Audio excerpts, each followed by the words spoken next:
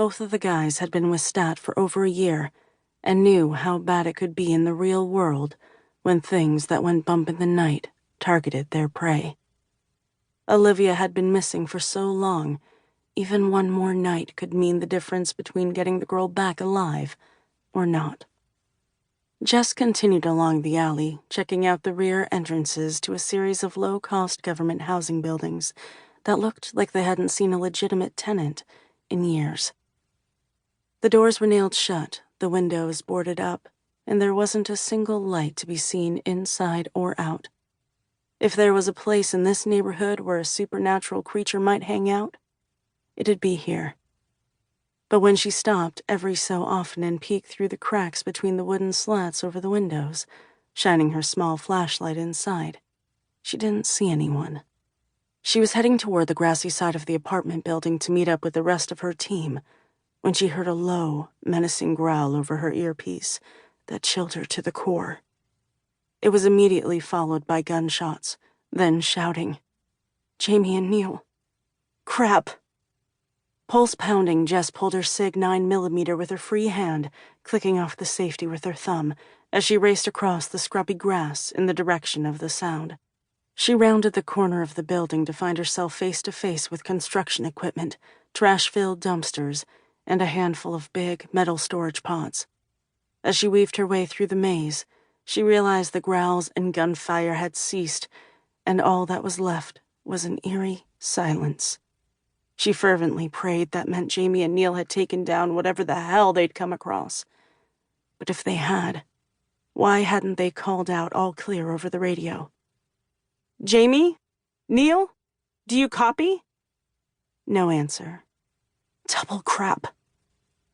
Jess smelled the blood before she saw the two bodies lying motionless on the ground near one of the dumpsters. She ran toward them, her heart in her throat.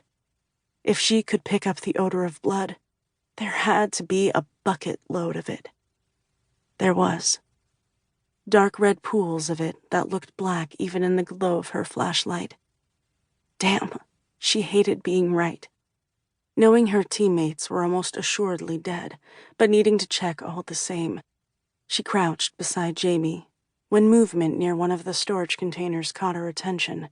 She jerked her head up to see something big and hulking in the darkness less than 15 feet away. That same low growl she'd heard before rumbled from its chest as it gazed at her with glowing yellow eyes, and a chill ran along her spine. Jess brought up her weapon, resting it on the hand that held the flashlight, and pulled the trigger in quick succession, knowing there was no way she could miss at this distance.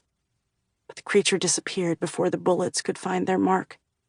One moment it was there, and the next it was gone, before she'd even gotten a good look at it. As fast as the thing moved, it could easily come at her from a dozen different directions, but she couldn't worry about that. One or both of her teammates might be alive. All that mattered was helping them. But when she turned her flashlight on Jamie and Neil, she realized it was too late.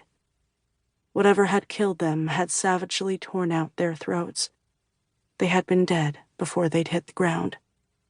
She swallowed hard and pulled out her phone, thumbing the speed dial button for the Stat Emergency Operations Center in Washington, D.C., as she scanned the area around her for the creature that had killed her teammates.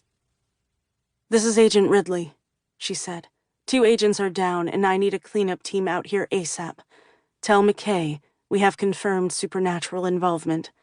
I'm going to need backup." Washington, D.C. Jake Huang cursed silently as he strode down yet another hallway on the 4th floor of the J. Edgar Hoover building. How the hell was he going to find the conference room where he was supposed to meet with his new boss in this damn maze? He supposed he could ask one of the other FBI agents who zipped past him in their perfect, professional clothes, with their perfectly styled hair and perfectly shined shoes. But ultimately, he couldn't bring himself to admit he didn't know his way around the place yet. He was a federal agent now. Shouldn't he know this kind of stuff? Then again, maybe he should cut himself a break. He'd only been in D.C. for less than a week and had spent most of that time trying to find a place for